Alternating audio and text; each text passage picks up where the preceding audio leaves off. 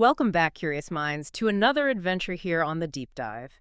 Today we're taking on, well, a really captivating journey, a proper deep dive into the narrative, Trial by Gates, A Hero's Resolve.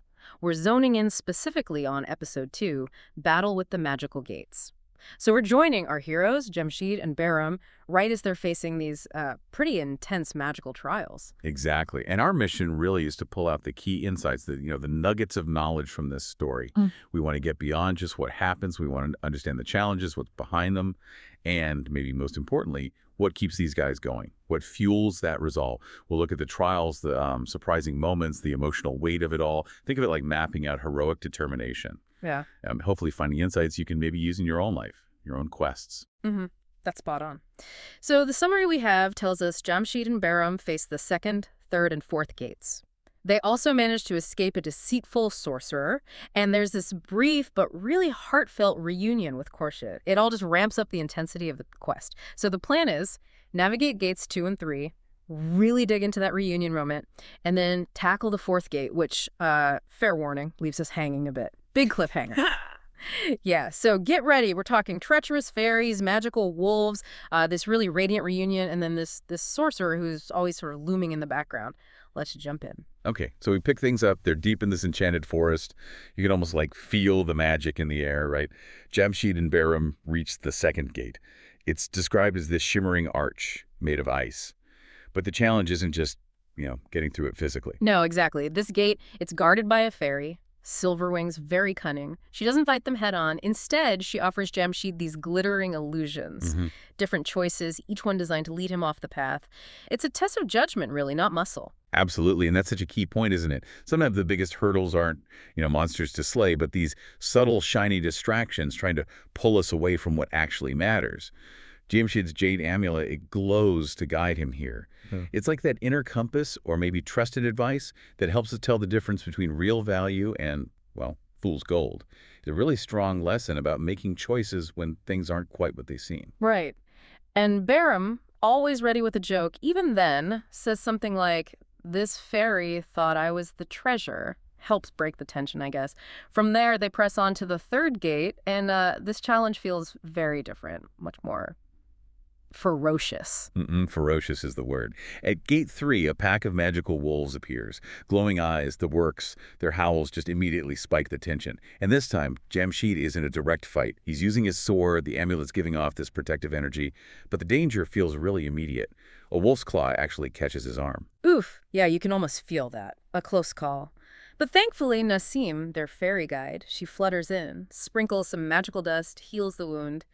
And she gives him some crucial advice, too, right? She says, you have a brave heart, but stay cautious. That feels like a bit of a check for Jamshid, maybe. A moment forcing some humility. Oh, definitely. It's a sharp reminder, isn't it? Even the bravest heroes need to be careful.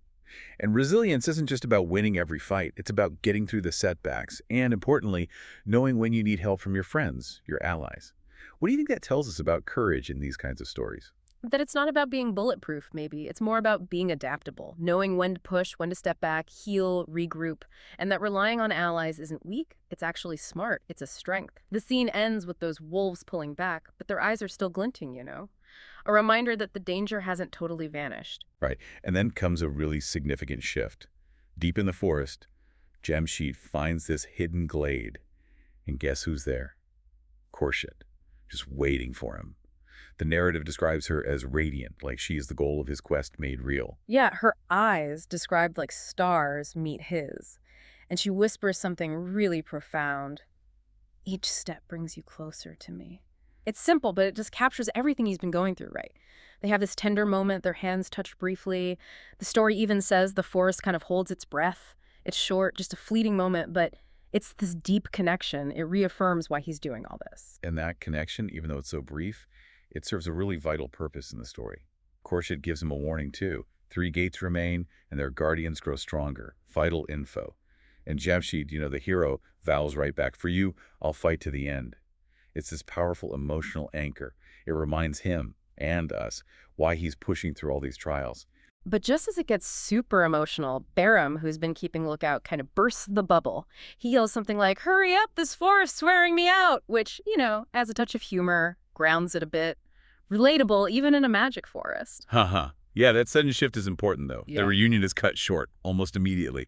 They hear this distant cackle. It's the sorcerer, malevolent, clearly. This forces them to run as the magic of the glade starts to fade. The scene closes with Jamshid looking back, Khorshid's figure just dissolving into the mist.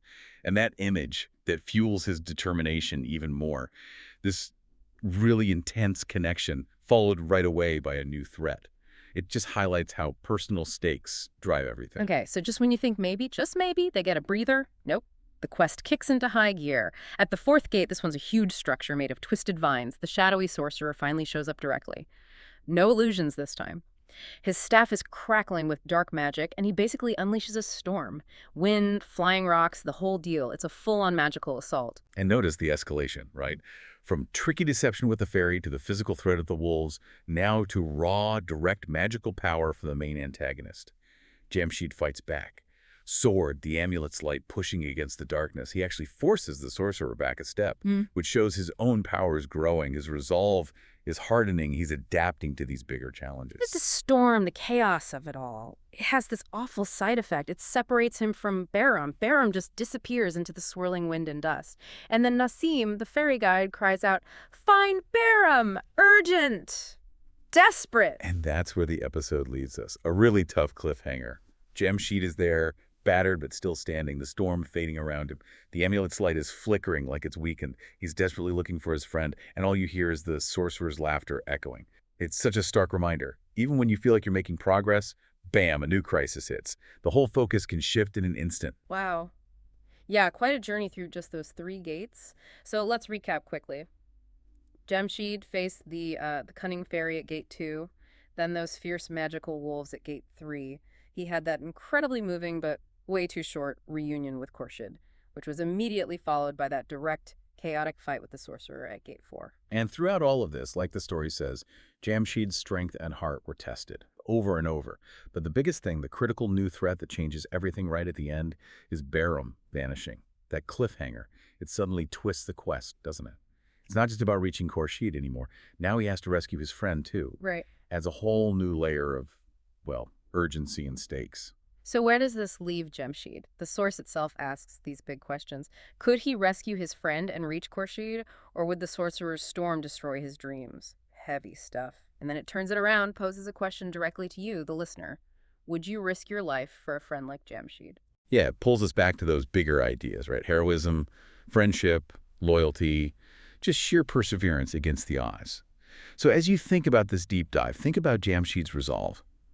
What does that spark for you in your own life, your own challenges, your commitments to people? Where does your strength come from? What risks feel worth taking for the people you care about? Definitely something to chew on. Think about that until we meet again for our next deep dive.